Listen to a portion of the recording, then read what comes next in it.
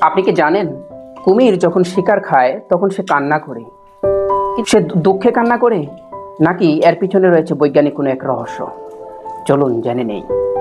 আসলে কুমিরের চোখে রয়েছে এক ধরনের গ্ল্যান্ড বা গ্রন্থি।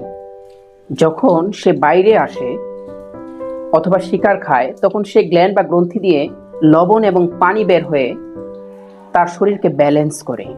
সে কারণে কুমির যখন বাইরে আসে অথবা শিকার খায়, তখন মনে হয় সে কান্না করছে, কিন্তু আসলে সেটা কোনো কান্না নয়, বরং সেটা তার শরীরের একটা ফিজিওলজিক্যাল প্রসেস।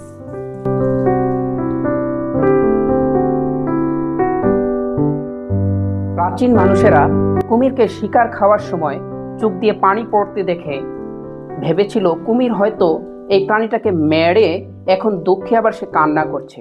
সেখান থেকেই ভান ধরা কান্না অথবা ভান ধরা আবেগ বোঝাতে কুমিরের কান্না বা ক্রোকোডাইল টিয়ার্স এই প্রবাদটি ব্যবহার করা হয়। কিন্তু আসলে সেটা সত্যিকারের কান্না নয়, সেটা তার ফিজিওলজিক্যাল বা শারীরবৃত্তীয় একটা প্রক্রিয়া। তাহলে স্পষ্ট হলো, কুমির আসলে কান্না করে না, বরং কুমির তার শরীরের লবণ এবং পানির ব্যালেন্স করতেই বরং চোখ দিয়ে পানি এবং লবণ বের করে দেয়, সেটাকেই কান্নার মতো মনে হয়। ধন্যবাদ সবাইকে।